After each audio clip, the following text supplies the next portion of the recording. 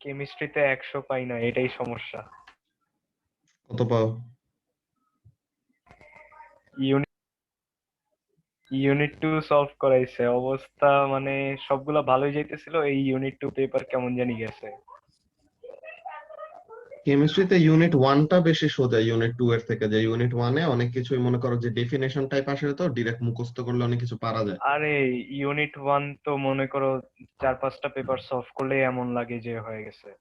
হুম। Unit 2 তো ভাই unit 2 এত বড় কোনো প্যারা না ওখানের মধ্যে। তোমাদের ইউনিট 2 তে কি এগুলা কি বলে, কি জানি বলে টেস্টিং, এগুলা। তারপরে সলিউবিলিটি, ওগুলা আর কি, আচ্ছা, কালার এগুলা টেস্ট হ্যান ত্যান। এগুলা নরমালি এত বেশি প্রবলেম না। ওগুলা তোমার রিয়াকশনের ব্যাপারগুলি একটু বুঝতে হবে আসলে, বুঝছো? তোমাদের তো আরো কতগুলি জিনিস তো বাদ দিয়ে দিছে, ওগুলো এ টু তে নিয়ে গেছে। যে বর্ন হেবার সাইকেল তো এস এ নাই, এ টু তে, তাই না? হ্যাঁ, তারপর গ্রিন কেমিস্ট্রি এগুলা।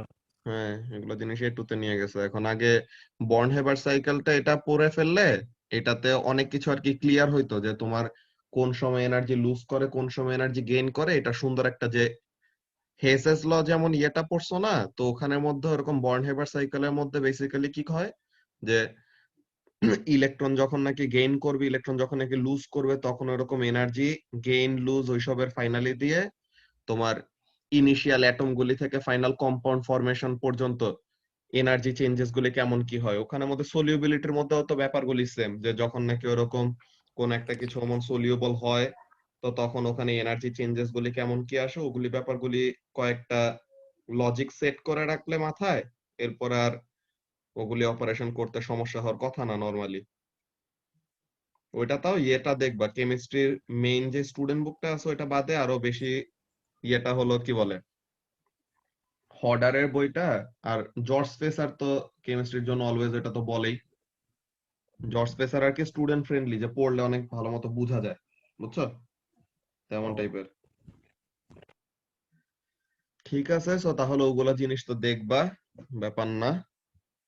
এখন ফিজিক্সের মেইন ব্যাপারটাই হলো যে পারি সবই, কিন্তু পরীক্ষার খাতায় লিখতে সমস্যা। ঠিক আছে, ফিজিক্সের এখানের মধ্যে মেইন জিনিসটা হলো যে কনসেপ্টটা এখানে তো আমি সবই বুঝাই দিতেছি, কোনো কিছু তো বাকি রাখতেছি না। যা সিলেবাসে নাই তা পর্যন্ত আমরা দেখতেছি, কিন্তু মেইন সমস্যাটা হয় যে মেইন পরীক্ষার সময় যখন কোয়েশ্চেনটা আসে, ওই কোয়েশ্চেনটাই আসলে কিভাবে করে অ্যান্সারটা করবা, এই জিনিসটা হলো আটকায় যায় অনেকজন। বুঝতে পারছো? যে ফিজিক্সে কিন্তু না পারার কিছু নাই, যে তুমি যে এখানে কনসেপ্ট যে এটা ব্যাপারে জানো না বা এটা এটা হয় এমন বুঝো না, এমন না। কিন্তু অ্যাকচুয়ালি মেইন পরীক্ষার সময় ওই জিনিসটার অ্যাপ্লিকেশনটাই হলো ডিফারেন্সটা ক্রিয়েট করে দেয়, যে কে বেশি মার্ক পাবে কে কম মার্ক পাবে, হ্যাঁ বুঝছো? ভাই, আর আমি টেস্ট করে দেখছি, মানে ফিজিক্সটা লাইক একটু মানে ব্রেনটা ঠান্ডা থাকলে এক্সাম ভালো হয়। ওই তো মানে এখানের মধ্যে তোমার বুদ্ধি খাটাইতেই হবে। যে বুদ্ধি যদি ওরকম না খাটাও, তো তাহলে পরে যে অলরেডি তুমি কনসেপ্ট জানো, সবাই জানে যে তুমি জানো, সবাই কনসেপ্ট জানে, কিন্তু মনে করো যে জাবের কনসেপ্টটাকে এক্সাম হলে বসে যেভাবে করে ও অ্যাপ্লাই করতে পারে, ওই জিনিসটা তুমি ওরকম এক্সাম হলে বসে অ্যাপ্লাই করতে তোমার সময় লেগে যায়। আর তুমি একটু কোশ্চেন বুঝতে ভুল করো, তো ওখানের মধ্যে যা হয় সমস্যা, বুঝছো? না, বেসিক্যালি দেখছি যে মানে কোয়েশ্চেন পেপার করলে না, মনে করো আমরা পয়েন্টস গুলা একসাথে একসাথে অনেকগুলা পয়েন্টস যখন জেনে ফেলি, তখন কিন্তু এই প্রবলেমটা হয় না। ওইটাই, কোশ্চেন পেপার সলভ যত করবা তত এরকম মার্ক স্কিমের পয়েন্টস গুলির ব্যাপারে যত আইডিয়া হবে, তত তুমি এরকম অ্যান্সার গুলি লিখতে পারবা আর কি। মার্কস চলে আসে তখন লিখলে, অনেকগুলি মার্কস চলে আসে। হ্যাঁ। তো রিক্তির কি অবস্থা?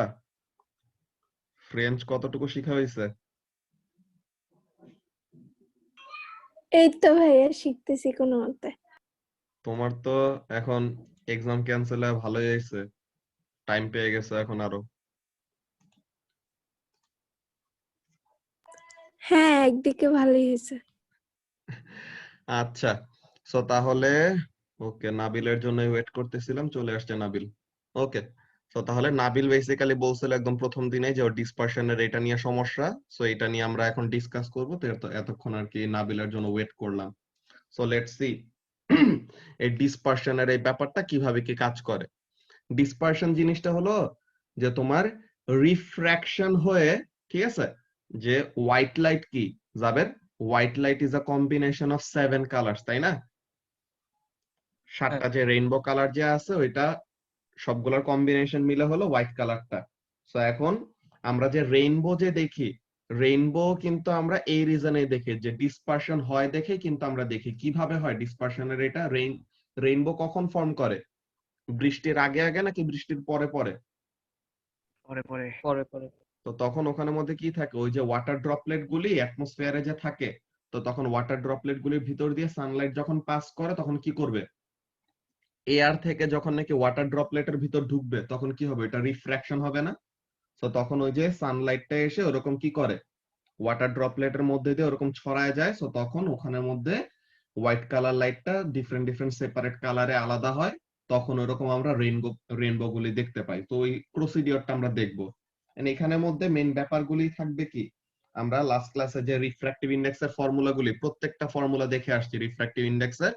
তো রিফ্র্যাক্টিভ ইন্ডেক্সের ফর্মুলা এন্ড আরেকটা কনসেপ্ট কি, যে রিফ্র্যাকশনের সময় আমাদের ফ্রিকোয়েন্সি কি থাকে যাবে, কনস্ট্যান্ট, তাই না? তো তাহলে রিফ্র্যাকশনের সময় যে ফ্রিকোয়েন্সি কনস্ট্যান্ট থাকে, সো এই ব্যাপারটা মাথায় রেখে তখন আমাদের বাকি জিনিসগুলো সলভ করা যাবে। সো এইগুলা ব্যাপার আমরা দেখি যে কিভাবে কি হচ্ছে। আচ্ছা, so let's C dispersion. One of the most well-known phenomena in physics is the splitting of white light into a rainbow of colors by a prism as shown in figure E. এই যে এরকম figure ই তে এখানের মধ্যে যেমন টাইপের স্প্রেডিংটা দেখানো হয়েছে এই জিনিসটা। আচ্ছা, একটু পর মনে হয় ইন্টারনেটের মানুষ আসবে, যে আমি এখন বেসিক্যালি ডেটা দিয়ে ক্লাস নিচ্ছি, সকাল থেকে ওয়াইফাই নাই বুঝছো, তো এখন রাউটারে কি প্রবলেম হয়েছে এটা দেখাবো। একটু 1 মিনিট ওয়েট করো, হ্যাঁ?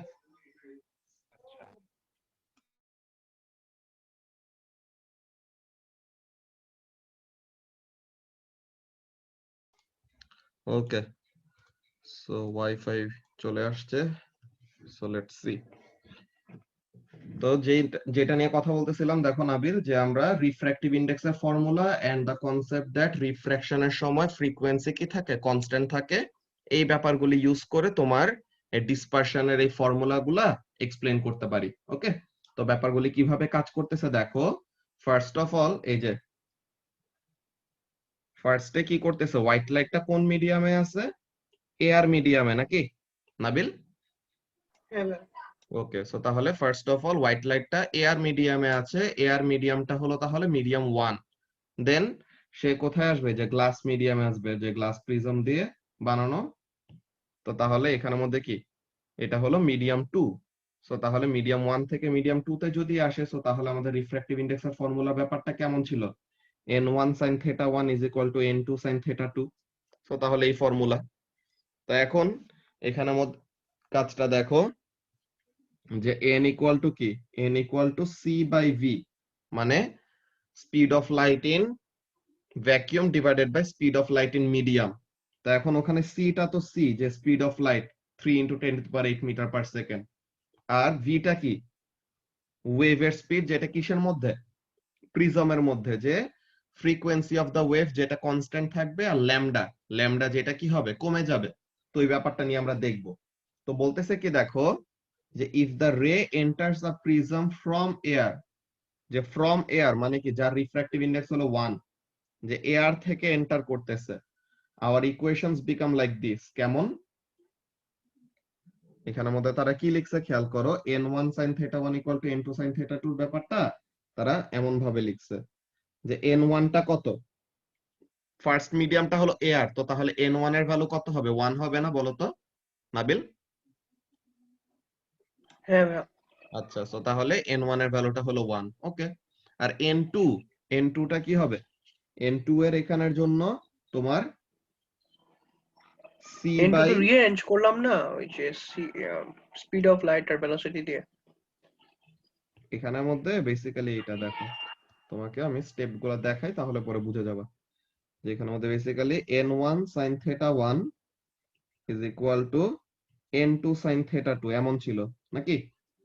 এখন আমরা কি লিখবো, n1 sin theta 1 is equal to n2 টাকে কি লেখা যায়, speed of light divided by এটা লেখা যায় না?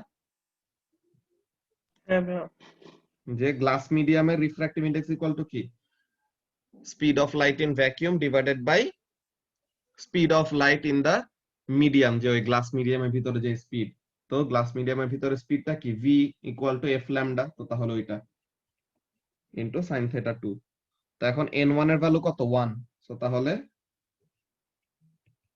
1 ইনটু সাইন থেটা 1 মানে কত, শুধু সাইন থেটা 1, তো তাহলে এটা কি, c sine theta 2 divided by f lambda, এই যে এই জিনিসটা, বুঝতে পারছো? হ্যাঁ ভাইয়া আচ্ছা, তো এখন এখান থেকে যদি সাইন থেটা 2 টাকে সাবজেক্ট করি, যে এই লাইনের পরে এখানে থেকে যদি সাইন থেটা 2 টাকে সাবজেক্ট করি, so sine theta 2 equal to কি আসে, f lambda sine theta 1 divided by speed of light, so এই লাইনটা আসছে, বুঝতে পারছো? এই জিনিসটা যে আমরা সাইন থেটা 2 টাকে সাবজেক্ট করছি প্রথমে, এটা নিয়ে তো কোনো প্রবলেম নাই, আছে?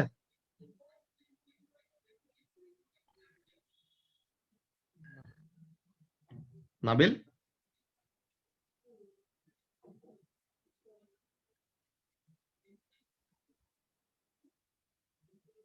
জাবের কি শুনতে পাচ্ছ? হ্যাঁ ভাই আচ্ছা, তো তাহলে এইখান পর্যন্ত আমরা কি করলাম, যে এই ইকুয়েশনটা ছিল যে sine theta 1 equal to c sine theta 2 divided by f lambda, তো এখান থেকে আমরা সাইন থেটা 2 টাকে সাবজেক্ট করছি, so sine theta 2 equal to what, f lambda sine theta 1 divided by c. আচ্ছা, তো এখন দেখো এখানের মধ্যে কাজটা কি করা হচ্ছে, তো বলতেছে যে as the frequency stays constant throughout refraction, যে রিফ্র্যাকশনের সময় যেহেতু ফ্রিকোয়েন্সি কি থাকে, কনস্ট্যান্ট থাকে, তো এই জিনিসটা আমরা একটু মার্ক করে রাখি আলাদা করে, because this is the important thing, যে রিফ্র্যাকশনে আমাদের স্পিড কমতেছে বাড়তেছে, কিন্তু ফ্রিকোয়েন্সি কি থাকতেছে, it is always remaining constant. আর and the speed of light in vacuum, speed of light in vacuum কত, 3 × 10⁸, এটাও তো ফিক্সড, তো তার মানে এই যে এই ফ্রিকোয়েন্সির ভ্যালু ফিক্সড আর এই সি এর ভ্যালু ফিক্সড, সো তাহলে এই অ্যাঙ্গেল গুলা কার উপরে ডিপেন্ড করবে বলতো জাবের? ওয়েভলেন্থ ওয়েভলেন্থটাই শুধু একমাত্র ভেরিয়েবল, রাইট? যে এখানে frequency constant, speed of light constant, so তাহলে শুধু ওয়েভলেন্থটাই কি করতে পারে, লাইটের ওয়েভলেন্থটাই অ্যাঙ্গেলটাকে চেঞ্জ করতে পারে। এটা নিয়ে কি কারো কোনো কনফিউশন হইতেছে কি বলতেছি? রিক্তি, বুঝতে পারতেছো? হ্যাঁ ভাইয়া। ওকে, সো তাহলে আমরা আচ্ছা, এখানের মধ্যে জাস্ট একটা ফ্রিকোয়েন্সি চেঞ্জ হয়। ফ্রিকোয়েন্সি কনস্ট্যান্ট, হ্যাঁ, ওয়েভলেন্থ আচ্ছা, হ্যাঁ, ওয়েভলেন্থ ওয়েভলেন্থ চেঞ্জ আলাদা। হয়। হ্যাঁ, সো তাহলে ডিফারেন্ট ডিফারেন্ট কালার অফ লাইটের আমাদের ওয়েভলেন্থ আলাদা না এসাস? হ্যাঁ, হ্যাঁ, রেড কালারের ওয়েভলেন্থ হলো 700 ন্যানোমিটার, ব্লু কালারের ওয়েভলেন্থ হলো 400 ন্যানোমিটার, সো ওইরকম। সো তাহলে কি হয় যে ওয়েভলেন্থ আলাদা আলাদা দেখে তাদের এক একজনের অ্যামাউন্ট অফ রিফ্র্যাকশন আলাদা আলাদা, অলরাইট? যে এখানের মধ্যে আমরা কি দেখতেছি, যে আমরা থেটা রিলেটেড এইসব ফর্মুলাগুলি যখন নাকি ডেরাইভ করলাম, বা এই জিনিসটাকে যখন নাকি আমরা দেখলাম, যে ইকুয়েশনে দেখি না কেন speed of light fixed, frequency fixed, so তাহলে এই থেটাগুলি, এই থেটাগুলি জাস্ট কার উপরে ডিপেন্ড করে চেঞ্জ হবে, depending on the wavelength of the light. বুঝতে পারতেছো সবাই? Lamia,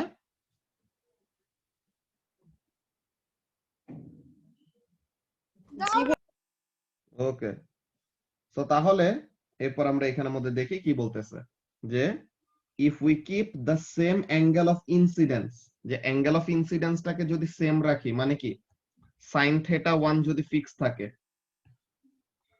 if we keep the same angle of incidence, তো তাহলে অ্যাঙ্গেল অফ রিফ্র্যাকশনের সাথে ওয়েভলেন্থের কানেকশন কেমন বলতো? যে সাইন থেটা 1টা হলো ফিক্সড, তো তাহলে দেখো তো ওয়েভলেন্থের সাথে সাইন থেটা 2 এর কানেকশন কেমন, ডিরেক্টলি প্রপোর্শনাল না লাবিবা? হ্যাঁ। As frequency and c are constant and if we keep if we keep the angle of incidence same, যে আমরা তো লাইটটাকে ইনসিডেন্ট করব প্রিজমের উপরে, তো আমরা যদি ইনসিডেন্ট অ্যাঙ্গেলটাকে ফিক্স রাখি, যে if we keep the angle of incidence fixed, if we keep the angle of incidence fixed, so what will happen? Sin theta 2 will be actually directly proportional to lambda, মানে ল্যামডার value যত বেশি, যে ওয়েভলেন্থের value যত বেশি হবে, তার amount of refraction ওই রকম ভাবে অ্যাকর্ডিংলি চেঞ্জ হইতে থাকবে। ঠিক আছে, সো ওই জিনিসগুলো আমরা দেখবো যে তারা এখানের মধ্যে কি বলতেছে। আচ্ছা, সো লেটস সি। এই যে যেটা বলতেছিল আরেকবার দেখে, as the frequency stays constant throughout refraction and the speed of light in vacuum must be constant, তো তাহলে কি, if we keep the same angle of incidence, then কি হবে, then the sign of angle of refraction will be proportional to the wavelength, যে কথাটা আমরা মাত্র বলে আসলাম, রাইট, যে ওয়েভলেন্থের সাথে sin theta 2 টা তখন কি হবে, ডিরেক্ট প্রপোর্শনে চেঞ্জ হবে। How is that? The smaller wavelengths like violet will be closer to the normal in the glass. So তাহলে এখানের মধ্যে দেখো, আমরা এই ডায়াগ্রামটা একটু জুম করে দেখো, খেয়াল করো এখানে অ্যাঙ্গেল অফ রিফ্র্যাকশন কোনটা বলো তো নাবিল? এই যে নরমালের সাথে অ্যামাউন্ট অফ অ্যাঙ্গেল যেটা ক্রিয়েট করে ওইটা না? তো রেড কালারের জন্য দেখো থিটা 2 এর ভ্যালুটা কি বড়, কেন? বিকজ রেড কালারের ওয়েভলেন্থ বড়, নাকি? রেড কালারের ওয়েভলেন্থ হলো বড়, সো তাহলে এর জন্য তো তার কি হইতেছে, থিটা 2 এর ভ্যালুটা বেশি, যে যার ওয়েভলেন্থ বড় তার রিফ্র্যাক্টেড অ্যাঙ্গেলটাও বড়, অ্যাঙ্গেল অফ রিফ্র্যাকশনটা বড় বেসিক্যালি। আর এই যে ভায়োলেট কালারের জন্য দেখো কি হচ্ছে, পার্পল কালারের জন্য বেসিক্যালি এই যে থিটা 2 হলো এইটা, সো তাহলে কি হচ্ছে, পার্পল কালারের যে ভায়োলেট কালারের তোমার ওয়েভলেন্থের ভ্যালু কম, তো এর জন্য তার অ্যামাউন্ট অফ রিফ্র্যাকশন, যে অ্যাঙ্গেল অফ রিফ্র্যাকশনের ভ্যালুটাও কি কম। বুঝতে পারতেছো কি বলতেছি? ওয়েভলেন্থ ছোট থাকলে কম রিফ্র্যাক্ট করবে।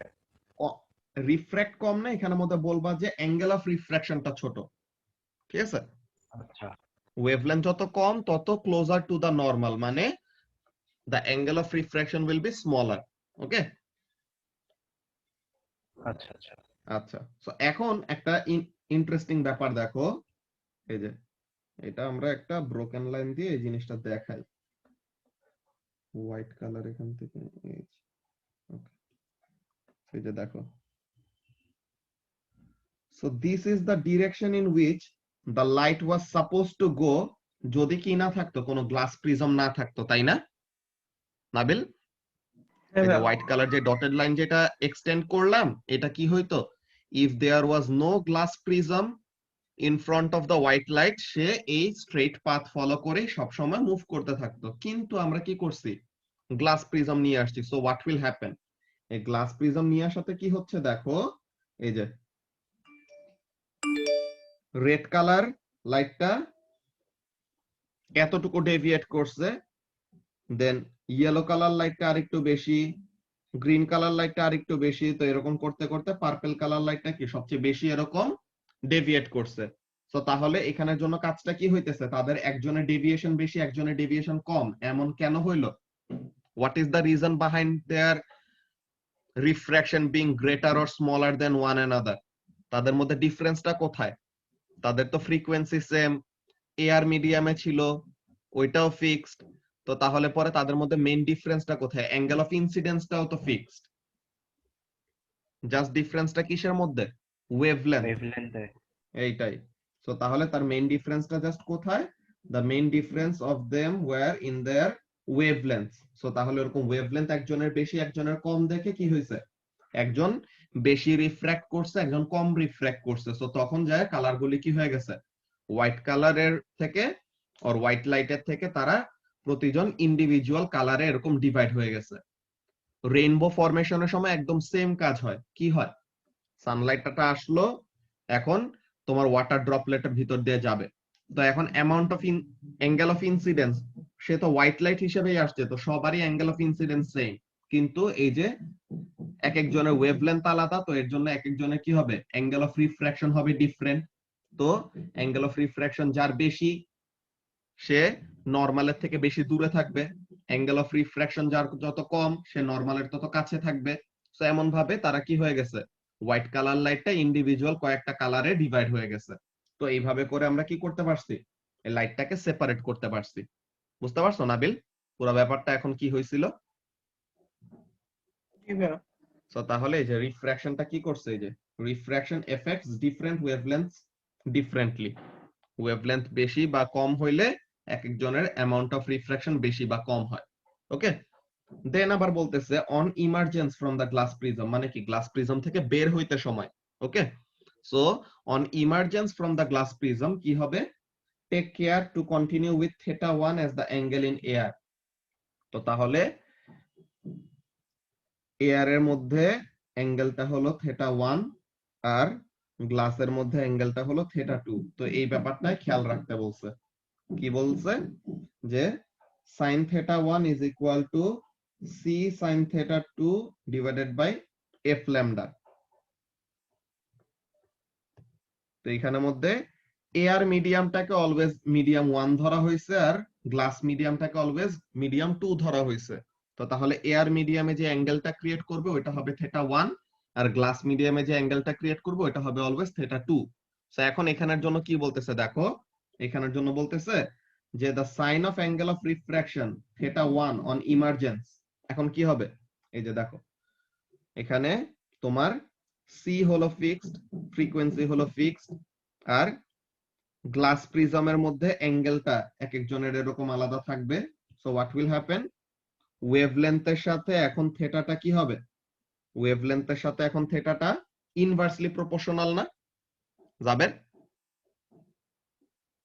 হ্যাঁ যে এখানের মধ্যে ওয়েভলেন্থটা হলো নিচে আর sin θ1 টা হলো উপরে। সো তাহলে ওখানের মধ্যে কি হচ্ছে, they are inversely proportional with each other. যে এখানের মধ্যে বলতেছে কি যে ইমার্জেন্সির সময় যে যখন নাকি গ্লাস প্রিজম থেকে বের হয়ে আবার এয়ার মিডিয়ামে যাবে তখন কি হবে, the sign of angle of refraction will now be inversely proportional to the wavelength। কেমন, smaller wavelength that is violet will be farther away from the normal। এই যে ভায়োলেট কালারটা কি করতেছে, নরমালের থেকে বেশি দূরে সরে আসতেছে, এই যে নরমালের থেকে বেশি দূরে সরে আসতেছে। আর রেড কালার লাইট যার নাকি ওয়েভলেন্থ বড় তার অ্যাঙ্গেল অফ রিফ্র্যাকশনটা কি কম। তো এই জিনিসটা বলতেছে যে smaller wavelength that is violet will be farther from the normal in air, compare this with figure E। যে ফিগার ই তে আমরা মাত্র একটু মিলাই নিলাম। এখন বলতেছে কি যে as the angles of incidence on emergence are not all the same due to dispersion when they enter the glass, the color spreading effect is amplified। যে তখন আরো বেশি স্প্রেড করে, যে এখানে তো এক একজনের θ2 আলাদা আলাদা, এর জন্য তাদের ছড়ায় যাওয়ার টেন্ডেন্সিটা কি আরো বেশি, যে এখানে তারা কি করে আরো বেশি স্প্রেড করতেছে। এখানে স্প্রেডিংটা হয়েছিল অল্প, the spreading criteria was only the wavelength। আর ইমার্জেন্সের সময় যে বের হয়ে আসতে সময় স্প্রেডিংটা হয়েছে বেশি। কেন, এখানে ওয়েভলেন্থটাও একটা ফ্যাক্টর হিসেবে কাজ করছে, প্লাস গ্লাস মিডিয়ামে কত অ্যাঙ্গেলে হিট করছে ওইটাও কি একটা ফ্যাক্টর হিসেবে কাজ করতেছে। তো তাহলে এখানের জন্য তাদের স্প্রেডিং ইফেক্টটা কি হয়েছে আরো বড় হয়েছে। যে এই কথাটা বলছে দেখো, as the angles of incidence on emergence are not all the same। যে যেহেতু ইমার্জেন্সের সময় যে গ্লাস মিডিয়াম থেকে এয়ার মিডিয়ামে যাইতে সময় আর কি অ্যাঙ্গেল অফ ইনসিডেন্স গুলা তো সেম না। তো তাহলে কি হয়েছে, কেন সেম না, বিকজ যে due to dispersion when they first entered the glass। গ্লাসে এন্টার করতে সময় যেহেতু ছড়াই গেছিল তখন এর জন্য কি হয়ে গেছে, বের হইতে সময় অ্যাঙ্গেল অফ ইনসিডেন্সটা সেম থাকবে না। তো এর জন্য বলতেছে কি the color spreading effect is amplified, creating the familiar rainbow or spectrum of colors। তো তাহলে তখন ভাই আমরা এরকম, হ্যাঁ বলো। একটু ইয়াতে ডায়াগ্রামে যেতে পারবা? হ্যাঁ আচ্ছা, সেকেন্ড টাইম যখন বাইর হইতেছে তখন লাইক আমি মানে রেড ভায়োল এটার অ্যাঙ্গেলটা সেকেন্ড টাইমের সময় কি হইতেছে বুঝতে পারতেছি না। মানে গ্লাস প্রিজম থেকে বের হওয়ার সময় কি হইতেছে? এই যে গ্লাস প্রিজম থেকে বের হইতে সময় θ2 আলাদা আলাদা। দেখো এই যে রেড এর এখানে নরমাল আঁকলাম, আচ্ছা, দেন রেডের নর্মাল আলাদা আর ভায়োলেটের নর্মাল আলাদা। নরমাল গুলি সেম, নরমাল গুলি নর্মাল সেম বাট ইয়া এই যে নরমালের সাথে দেখো হ্যাঁ, অ্যাঙ্গেলটা কি ক্রিয়েট করতেছে, এখানে অ্যাঙ্গেলটা তো ছোট, ঠিক আছে, এখানে অ্যাঙ্গেলটা কি বড় না?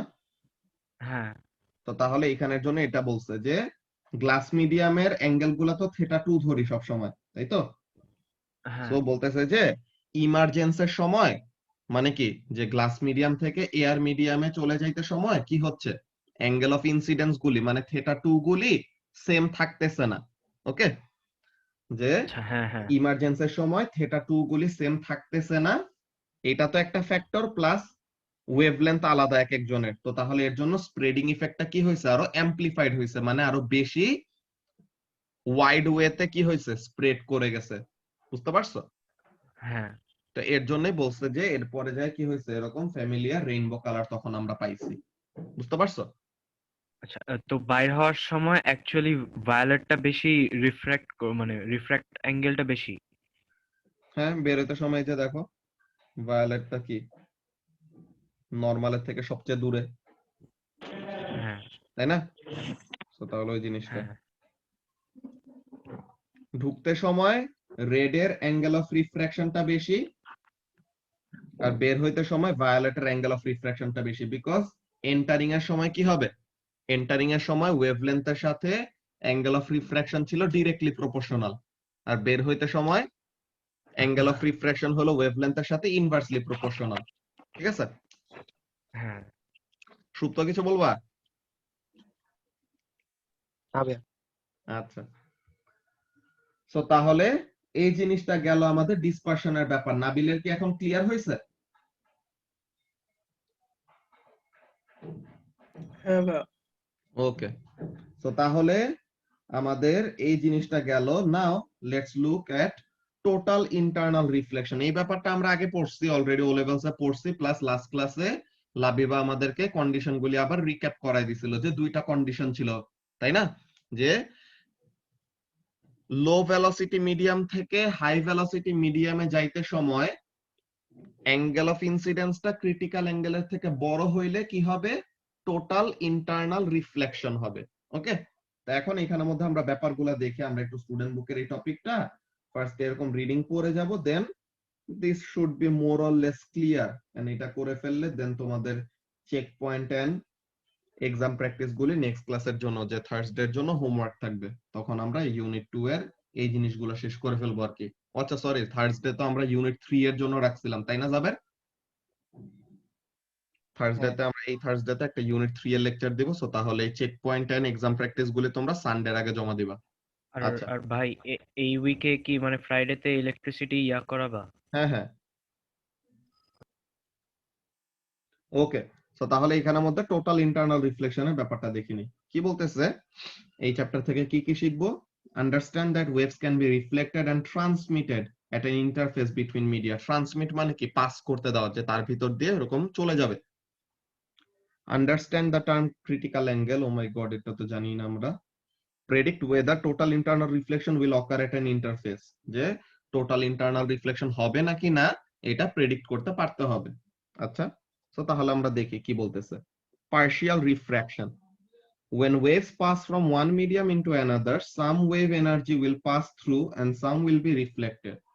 যে যখন নাকি কোন একটা ওয়েভ একটা মিডিয়াম থেকে আরেকটা মিডিয়ামে যায়, রিফ্র্যাকশন যতই হোক না কেন আমাদের পার্শিয়াল একটা রিফ্লেকশন, যে অল্প একটু এনার্জি হইলেও কি করে, রিফ্লেক্ট করে যেই মিডিয়ামে ছিল ওখানেই থেকে যায়। কাজটা কি বলতেছে দেখো, যে এই যে the proportions will depend on the amount of refraction and angle of incidence, যে কত অ্যাঙ্গেল অফ ইনসিডেন্সের ভ্যালু এন্ড রিফ্র্যাকশনের অ্যামাউন্ট কতটুকু হচ্ছে এটার উপরে ডিপেন্ড করবে। যে পার্শিয়াল রিফ্লেকশন আমাদের অলওয়েজ থাকে, এটা কিন্তু তোমাদের ও লেভেলস এর বইও ছিল, তাই না যাবে? যে এই যে যখন নাকি তোমার এই যে অ্যাঙ্গেল অফ ইনসিডেন্সটা এমন আসছে, উইক একটা রিফ্লেক্টেড রে থাকে, দেন এখানের মধ্যেও কি থাকবে, একটা রিফ্লেক্টেড রে থাকবে। ওকে, সো তাহলে রিফ্র্যাকশন যতই হোক না কেন, পার্শিয়াল একটা রিফ্লেকশন, ওকে, পার্শিয়াল একটা রিফ্লেকশন উইক হোক বা স্ট্রং হোক, ওইটা থাকবেই থাকবে। অলরাইট, সো তাহলে পার্শিয়াল একটা রিফ্লেকশন অলওয়েজ থাকে, কিন্তু এটা কিসের উপর ডিপেন্ড করে যে কতটুকু রিফ্র্যাক্টেড হয়ে আরেক মিডিয়ামে চলে যাবে আর কতটুকু রিফ্লেক্টেড হয়ে যেই মিডিয়ামে ছিল ওই মিডিয়ামে থাকবে। এটা কিসের উপর ডিপেন্ড করে যে the proportions will depend on the amount of refraction and the angle of incidence. ওকে, তো তাহলে এই ব্যাপারগুলির সিগনিফিকেন্স কি বলতেছে আমরা দেখি। এই যে দেখো বলতেছে ফার্স্টে in the diagrams of figure B, এই যে ফিগার বি তে এই যে তিনটা ডায়াগ্রাম দেওয়া আছে, কি বলতেছে we can see a ray of light trying to leave an optically more dense medium. এই যে optically more dense medium leave করে লেস ডেন্স মিডিয়ামে যাচ্ছে। Optically more dense medium leave করে যাইতে চাইতেছিল, ক্রিটিক্যাল অ্যাঙ্গেলে হিট করছে, সো তাহলে একদম বাউন্ডারি ঘেঁষে এমন যাচ্ছে যে অ্যাঙ্গেল অফ রিফ্রাকশন হলো 90 ডিগ্রি। আর এখানে অ্যাঙ্গেল অফ ইনসিডেন্সটা এত বড় যে ক্রিটিক্যাল অ্যাঙ্গেলের থেকে বেশি, সো তাহলে সে কি করতে পারলো না, একটু রিফ্র্যাক্ট করতে পারলো না, পুরাটাই কি করে গেছে, রিফ্লেক্ট করে যেই মিডিয়ামে ছিল ওই মিডিয়ামে থেকে গেছে। তো এমন টাইপের রিফ্লেকশনটাকে আমরা কি বলি বর্ষা? এই টাইপের রিফ্লেকশন গুলাকে আমরা বলি টোটাল ইন্টারনাল রিফ্লেকশন, তাই না? সো তাহলে এই জিনিসটা ছিল আমাদের কি total internal reflection. Okay, so এখন এখানের মধ্যে কি বলতেছে দেখো, in this examples the partial reflection is not ড্রন, এখানে দেখানো হয় নাই বাট আমরা জানি যে হয়। কি বলতেছে দেখো, the first diagram shows simple refraction, যে গ্লাস মিডিয়াম থেকে এয়ার মিডিয়ামে যাচ্ছে এমন টাইপের একটা ব্যাপার, for which we could use Snell's law to make some calculation, যে n1 sin theta 1 equal to n2 sin theta 2, ওই ফর্মুলা ইউজ করে আমরা সুন্দর মতো ক্যালকুলেশন করতে পারি। এরপর বলতেছে the angle in the less dense medium is greater than incident angle inside the more dense medium। এই যে less dense medium এর অ্যাঙ্গেল হলো more dense medium এর অ্যাঙ্গেলের থেকে বেশি। এটা তো হওয়ারই কথা, তাই না? যে আমাদের মোর ডেন্স মিডিয়াম থেকে লেস ডেন্স মিডিয়ামে গেলে অ্যাওয়ে ফ্রম দা নরমাল যাবে না। এই যে ওরা বলতেছে এটা যে লেস ডেন্স মিডিয়ামে যে অ্যাঙ্গেলটা, এটা তো অ্যাঙ্গেল অফ ইনসিডেন্স, কি বলে এটা মোর ডেন্স মিডিয়ামের অ্যাঙ্গেল অফ ইনসিডেন্স, এটা কি লেস ডেন্স মিডিয়ামের থেকে ছোট, তাই তো? অ্যাওয়ে ফ্রম দা নরমাল গেলে কি অ্যাঙ্গেলটা বেড়ে যাবে না? যাবে। হ্যাঁ ভাই। এই যে এটা হলো less dense medium, so less dense মিডিয়ামে অ্যাঙ্গেলটা হলো বড়, লেস ডেন্স মিডিয়ামে অ্যাঙ্গেলটা হলো বড় আর মোর ডেন্স মিডিয়ামে অ্যাঙ্গেলটা হলো ছোট। এটা হওয়ারই কথা। মোর ডেন্স মিডিয়ামে closer to the normal, less dense মিডিয়ামে farther away from the normal. এই কথাটা বলতেছে যে the angle in the less dense medium is greater, তো লেস ডেন্স মিডিয়ামে অ্যাঙ্গেলটা বড়ই হওয়ার কথা because it will be away from the normal then the incident angle inside the more dense medium, যে মোর ডেন্স মিডিয়ামের থেকে লেস ডেন্স মিডিয়ামে অ্যাঙ্গেলটা হলো বড়। এটা হলো প্রথম ডায়াগ্রামের জন্য। সেকেন্ড ডায়াগ্রামের জন্য কি বলতেছে যে in the second diagram the incident angle has been increased, যে আমরা অ্যামাউন্ট অফ অ্যাঙ্গেল অফ ইনসিডেন্সটাকে বাড়ায় দিছি। তো অ্যাঙ্গেল অফ ইনসিডেন্সটাকে বাড়ায় দেওয়াতে কি হয়েছে, ক্রিটিক্যাল অ্যাঙ্গেলের সমান যখন বানাইছি তখন কি করবে, the angle of refraction will be 90 degree. Okay, তো ওই জিনিসটা আমরা দেখতেছি। এই মিটিং আর 1 মিনিটের কম আছে, নেক্সট টাই জয়েন করো, ওখানে কন্টিনিউ ভাই করতেছি। এক কাজ করো, নামাজ ব্রেক দিয়ে দাও। না, আজান দেয় আরো পরে, এখন আজান দেয় নাই।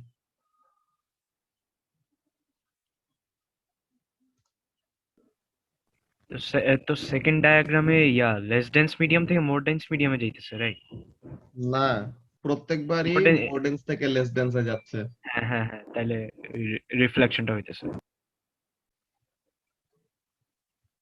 ওকে, সো তাহলে আমরা দেখি যেটা বলতেছিলাম যে প্রত্যেকবারই কি করতেছে, মোর ডেন্স থেকে লেস ডেন্সে যাওয়া ট্রাই করতেছে। অলরাইট, প্রথমবার একদম নরমাল যেমন রিফ্রাকশন হয় এমন টাইপের হচ্ছে, যে মোর ডেন্স থেকে লেস ডেন্সে গেলে কি করবে, the ray will bend away from the normal, অমনই যাচ্ছে। সো তাহলে লেস ডেন্স মিডিয়ামে অ্যাঙ্গেলটা বড় বিকজ ওখানে নরমালে থেকে দূরে সরে যাচ্ছে, আর মোর ডেন্স মিডিয়ামে অ্যাঙ্গেলটা হলো ছোট বিকজ মোর ডেন্স মিডিয়ামে কি থাকে, ক্লোজার টু দা নরমাল থাকে। তো এটা হলো প্রথম ব্যাপার। পরেরটার জন্য কি বলতেছে যে ইন দ্য সেকেন্ড ডায়াগ্রাম বলতেছে কি, in the second diagram the incident angle has been increased. কেমন? From Snell's law we find that this critical angle, at this critical angle কি হয়, the ray would emerge in the less dense medium at an angle of 90 degree। Last ক্লাসে আমরা এই ফর্মুলাটা derive করে দেখাইছি। Right?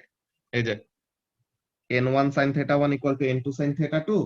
তো যদি অ্যাঙ্গেল অফ ইনসিডেন্সটা ক্রিটিক্যাল অ্যাঙ্গেলের সমান হয় তো তাহলে অ্যাঙ্গেল অফ রিফ্রাকশন হবে কত? 90 ডিগ্রি। তো তাহলে sin 90 এর ভ্যালু 1। তো তাহলে ওখানের মধ্যে শুধু n2। তো এই জিনিসটা। আর এখানের মধ্যে যদি এটা এয়ার মিডিয়াম হয় তো তাহলে এটা কি হয়ে যাচ্ছে? এই যে refractive index of that medium, যে মোর ডেন্স মিডিয়ামের refractive index is equal to 1 by sine C, যে 1 বাই ক্রিটিক্যাল অ্যাঙ্গেল। ওকে, তো ওই জিনিসটা, তো এই ব্যাপারটা তার এই যে ক্রিটিক্যাল অ্যাঙ্গেলের ক্যালকুলেশন, এই ব্যাপারটা আমরা লাস্ট ক্লাসে দেখে রাখছিলাম, এটা ওরা এখানে শো করছে, সো বুঝতে কোনো সমস্যা হওয়ার কথা না। আমরা পরে দেখি বাকি জিনিসগুলো কি বলতেছে। বলতেছে যে it would emerge exactly along the interface, যে একদম বাউন্ডারি ঘেঁষে, এই যে একদম বাউন্ডারি ঘেঁষে এমন ভাবে যাচ্ছে। এরপর বলতেছে কি, if the angle within the more dense medium is increased even further, যে আরো যদি অ্যাঙ্গেল অফ ইনসিডেন্সটা বাড়ানো হয় তখন কি হবে? The emergent angle should increase also, but this would be greater than 90 degree. So greater than 90 degree হলে পরে তো আর ওটা আর কি করতে পারতেছে না, নিচের মিডিয়ামে যে লেস ডেন্স মিডিয়ামে আর যাইতে পারতেছে না। সো সে কি করবে? মোর ডেন্স মিডিয়ামেই থাকবে। এতে কি বলতেছে? This means that the ray emerges within the more dense medium. তো মোর ডেন্স মিডিয়ামে ছিল, লেস ডেন্স মিডিয়ামে যা ট্রাই করতেছে কিন্তু কি করতে পারতেছে না, লেস ডেন্স মিডিয়ামে যাইতে পারতেছে না, বিকজ অ্যাঙ্গেল অফ ইনসিডেন্সটাকে এত বেশি বাড়ায় দেওয়া হয়েছে। এর জন্য বলতেছে কি, যে this is not refraction as that requires a change in medium, যে রিফ্র্যাকশনের সময় তো কি করতে হয়, মিডিয়ামের একটা চেঞ্জ আসতে হয়, যে লেস ডেন্স থেকে মোর ডেন্স বা মোর ডেন্স থেকে লেস ডেন্স, যে কোনো একটা ওরকম চেঞ্জ আসতে হবে। তো তাহলে কি, this means that Snell's law can not apply. In this case, what happens is that all the wave energy is reflected inside. In this case, what happens is that all the wave energy is reflected inside the more dense medium, and the angles follow the law of reflection. তো এটাকে কি বলা হয়?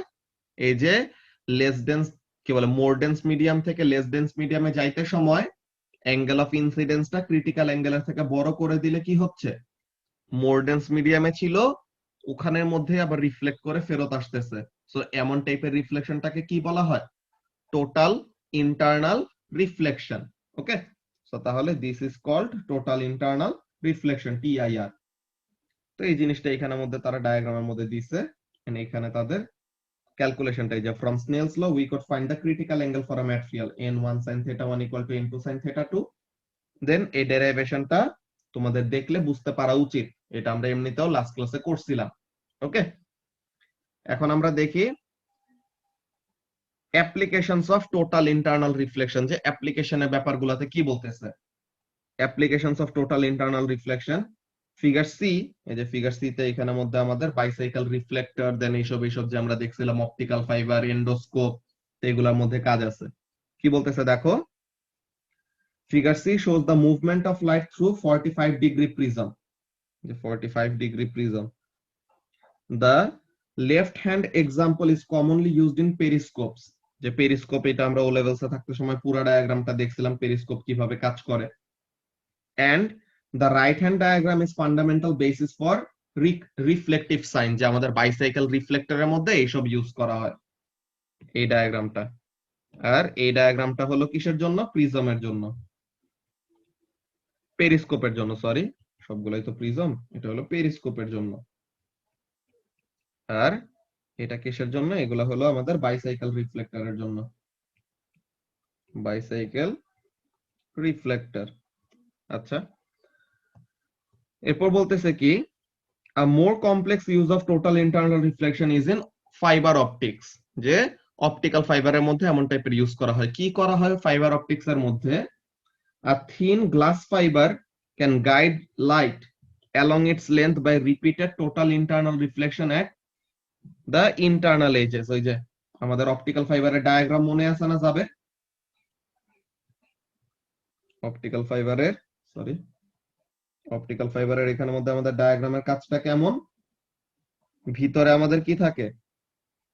মোর dense core, আর বাইরে আমাদের less dense cladding, তাই না? ভিতরে হলো আমাদের মোর ডেন্স কোর আর বাইরের দিকে হলো আমাদের লেস ডেন্স ক্ল্যাডিং। তা এখন এই মোর দেন স্কোর থেকে লেস দেন ক্ল্যাডিং এর দিকে যাইতে সময় কি হয়, টোটাল ইন্টারনাল রিফ্লেকশন গুলি হয়। সো এই ছিল আমাদের ডায়াগ্রামটা। তো ভিতরেরটা কি, মোর ডেন্স গ্লাস, এটা হলো কোর, আর বাইরেরটা লেস ডেন্স গ্লাস,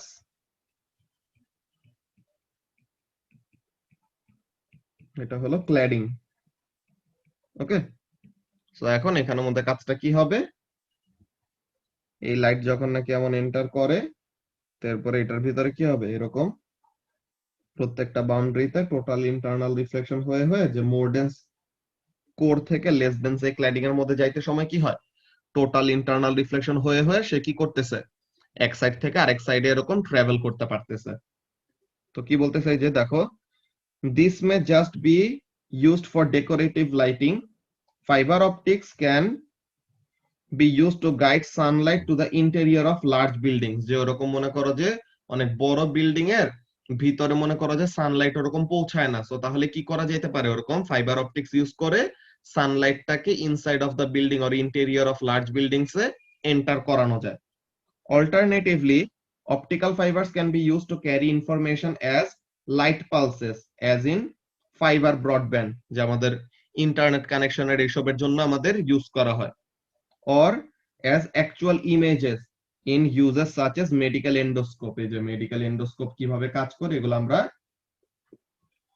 ও লেভেলসে থাকতে সময় দেখছিলাম, যদি মনে না থাকে তো তাহলে বইলো, এই জিনিসটা ও লেভেলসের লেকচার ভিডিও দিয়ে দিব তোমাদেরকে। ওকে, তো তখন ওখানে থেকে দেখতে পারবা যে কিভাবে করে কাজ করতেছে। অলরাইট, আচ্ছা, সো এখন আজান দিয়ে দিছে, তো এখন তোমরা নামাজ ব্রেক নাও, যে 6:05 আবার সবাই জয়েন করবা, ঠিক আছে এসাস? আচ্ছা। ওকে।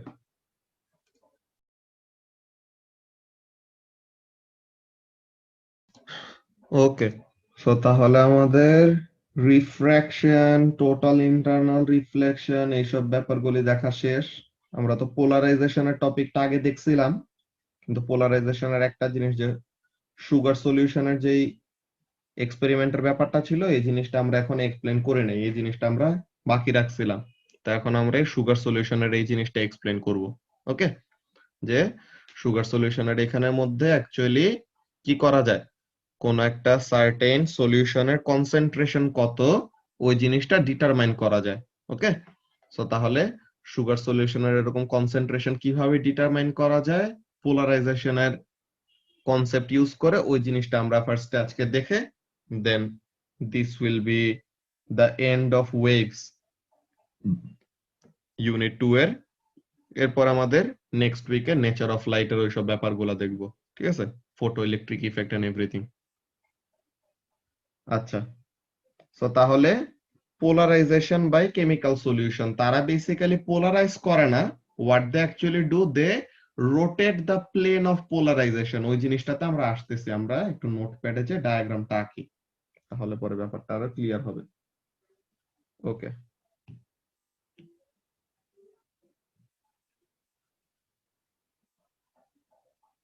সো ব্যাপারটা হলো এরকম, কি জিনিস, you have two Polaroid filters,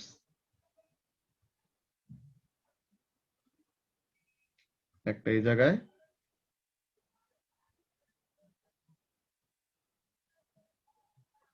আর একটা পোলারয়েড ফিল্টার এই জায়গায়, ঠিক আছে। তো এখানে কি আছে, দুই জায়গায় দুইটা এরকম পোলারয়েড ফিল্টার লাগানো, এন্ড বোথ আর প্যারালেল, দোনোটা সেম ওরিয়েন্টেশনে আছে। মানে কি, দোনোটা জাস্ট কি করবে, ভার্টিক্যালি অসিলেটিং প্লেনটাকে পাস করতে দিবে, আর বাকি সবগুলা প্লেনকে কি করে দিবে, ব্লক করে দিবে, তাই তো জাবের? জি। তো তাহলে হোয়াট উইল হ্যাপেন, ব্যাপারটা হলো এরকম, যে if we actually draw this, মনে করো this is the direction in which the wave will move, this is the direction in which the wave will move।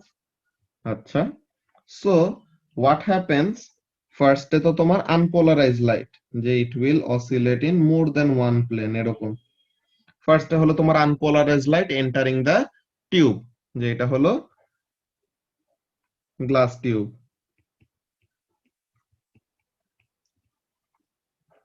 এটা হলো পোলারয়েড 1, এটা হলো পোলারয়েড 2। আচ্ছা, সো তাহলে এই যে polaroid 1 polaroid 2 both are in same orientation and glass টিউবের ভিতর দিয়ে যাবে। For the first time glass টিউবটা খালি। ওকে, গ্লাস টিউবের ভিতরে কোনো সলিউশন নাই, কিছু নাই। ওকে, সো হোয়াট উইল হ্যাপেন ফার্স্টে যখন নাকি প্রথম পোলারয়েড দিয়ে পাস করবে, শুধু কোন প্লেনটা পাস করতে পারবে যাবে? vertical plane. Just vertically oscillating যে প্লেনটা আছে। তো তাহলে এই যে এই প্লেনটা পাস করতেছে করতেছে করতেছে করতেছে, then what will happen at the other end? কোনো চেঞ্জ হবে? পোলারয়েড 2 থেকে কোনো ওয়েভ আটকাবে? না। পোলারয়েড 2 দিয়ে পুরো ওয়েভটাই পাস করে আবার চলে যাবে। সো এটা কি, যখন নাকি টিউবটা কি খালি, এটা নিয়ে কারো কোনো কনফিউশন আছে? আমরা তো পোলারাইজেশনের ব্যাপারগুলো আগে একবার পড়ে আসছিলাম, তাই না ঋত্বিক? এটা তো বুঝতে পারছো, এখানে তো কোনো সমস্যা নেই, আছে? না ভাইয়া বুঝছি। ওকে, সো নাও এটা কখন? This is when the glass tube is void of anything, যে তার ভিতরে কিছু নাই। এখন আমরা আবার গ্লাস টিউব আঁকি, যে এখানের মধ্যে ফার্স্টে লিখে দিই এমটি গ্লাস টিউব। এটা ছিল এমটি গ্লাস টিউব। ওকে, সো এর পরের ব্যাপারটা আমরা দেখি নিচে আরবার এরকম।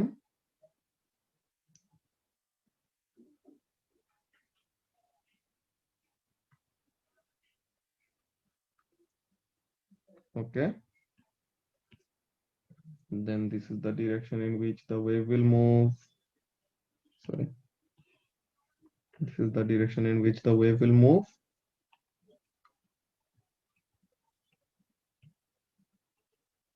এই আর পোলারয়েড গুলার ওরিয়েন্টেশন আগের মতনই আছে। কেমন?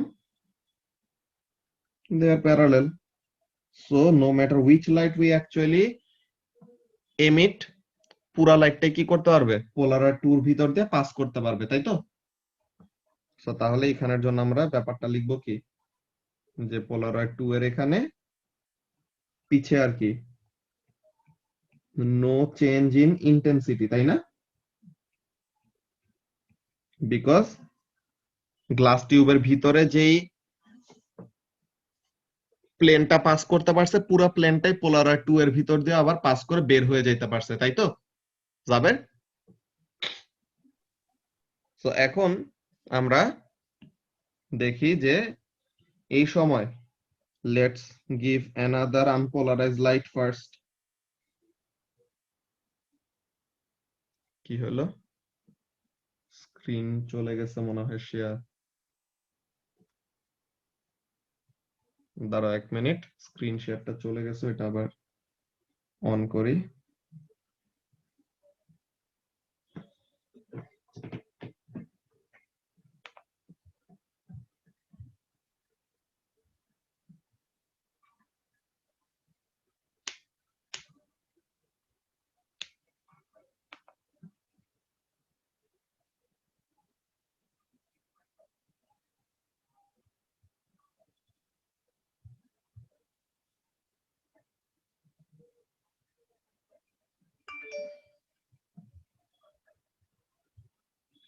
ওকে, সো এখন আবার স্ক্রিনটা দেখতে পাচ্ছ যাবে?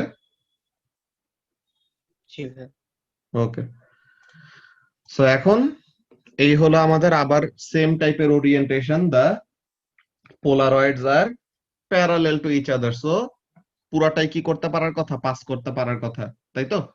সো এখন এখানের মধ্যে কাজটা কি তোমার?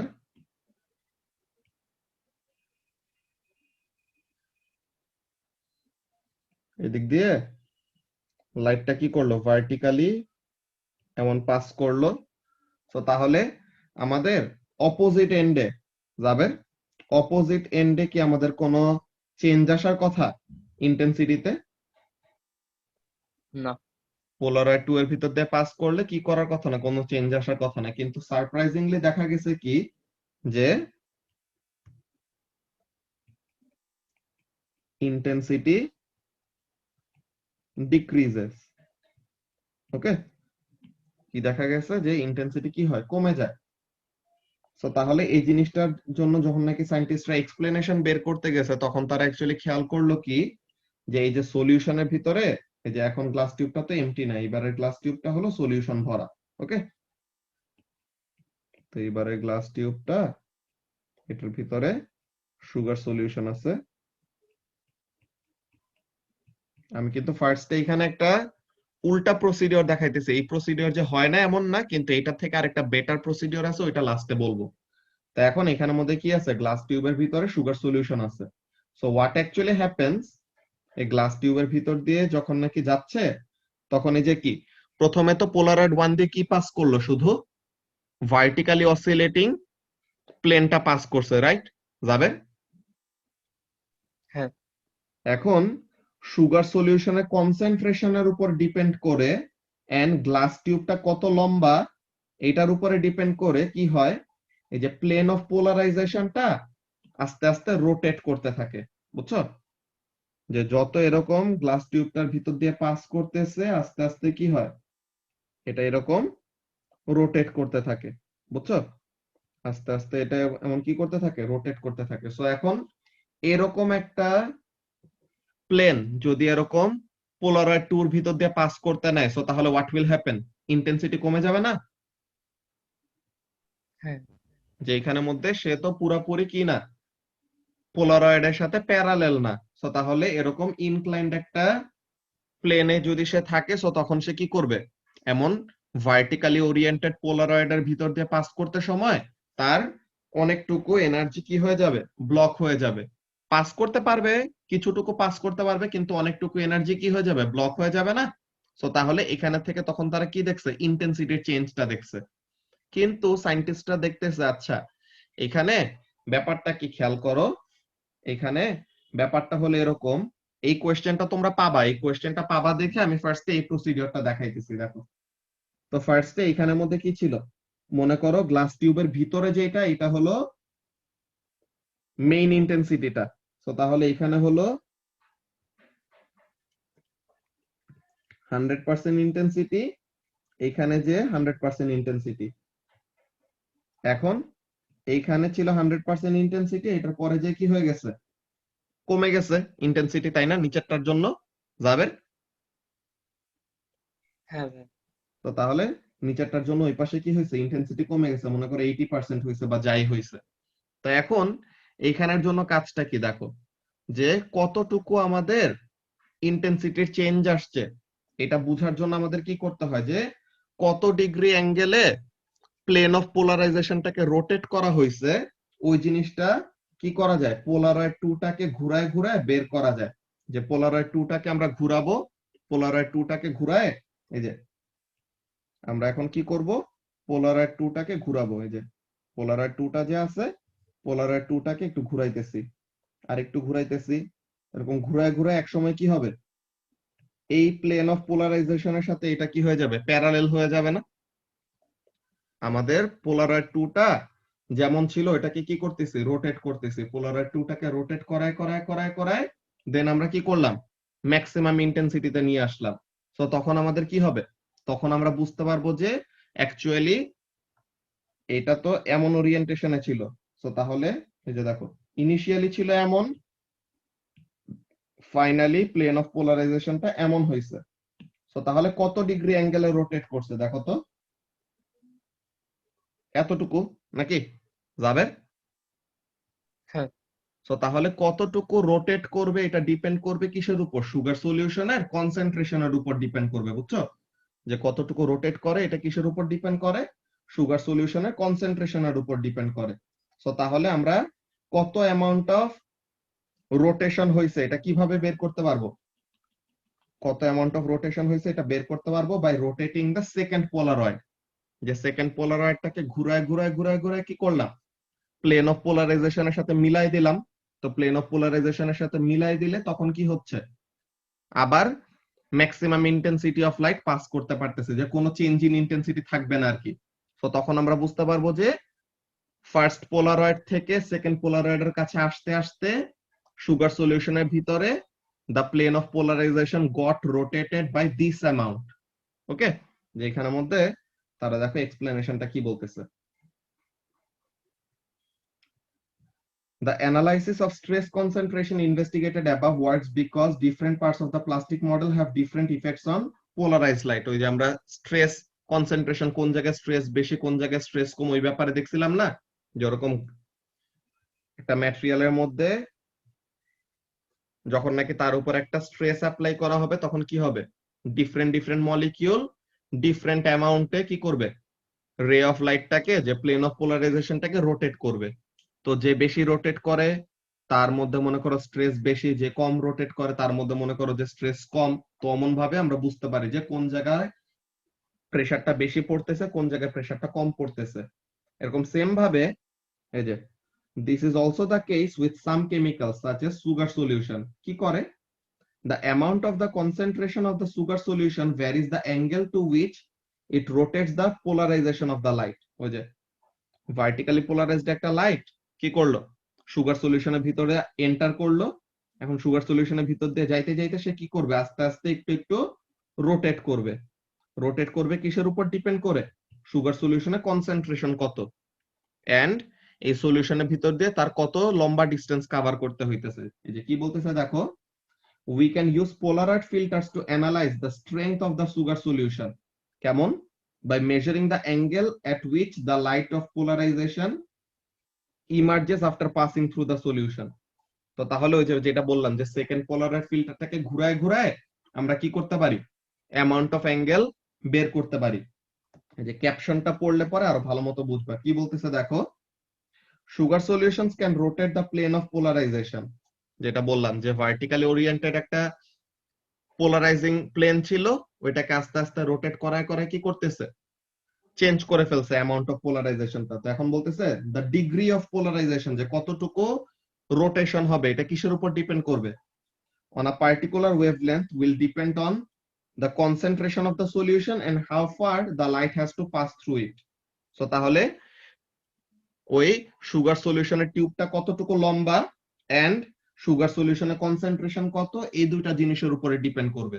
এখন বলতেছে কি, this gives rise to the changing color seen along the length of the tube of sugar solution. এই যে এক জায়গা থেকে এরকম লাইট পাস করা শুরু করছে, তখন কি হইতেছে, ডিফারেন্ট ডিফারেন্ট অ্যামাউন্ট অফ রোটেশনের জন্য different different wavelength of light এক এক টাইপের রোটেশন দেখায়। তো এক এক সময় এক এক কালারের লাইট দেখা যায়।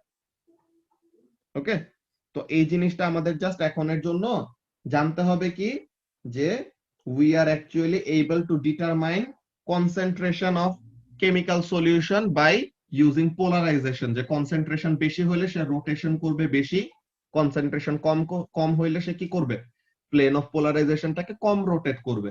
ওকে এসাস, হ্যাঁ আচ্ছা।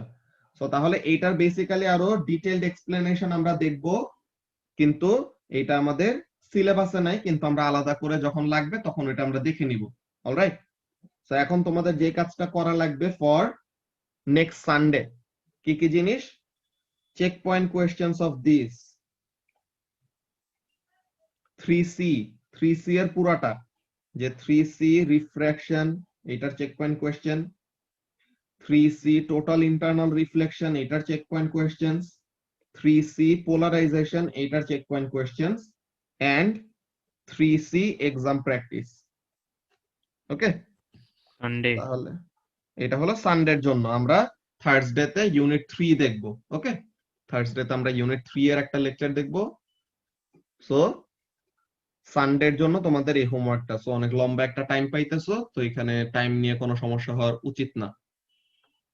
অলরাইট, সো তাহলে এটা থাকবে তোমাদের সানডের জন্য হোমওয়ার্ক, ঠিক আছে? তো এখন আজকে আমাদের ক্লাসটা এইটুকুই। নেক্সট ক্লাসে যে থার্সডে তে ইউনিট 3, ঠিক আছে? আল্লাহ হাফেজ।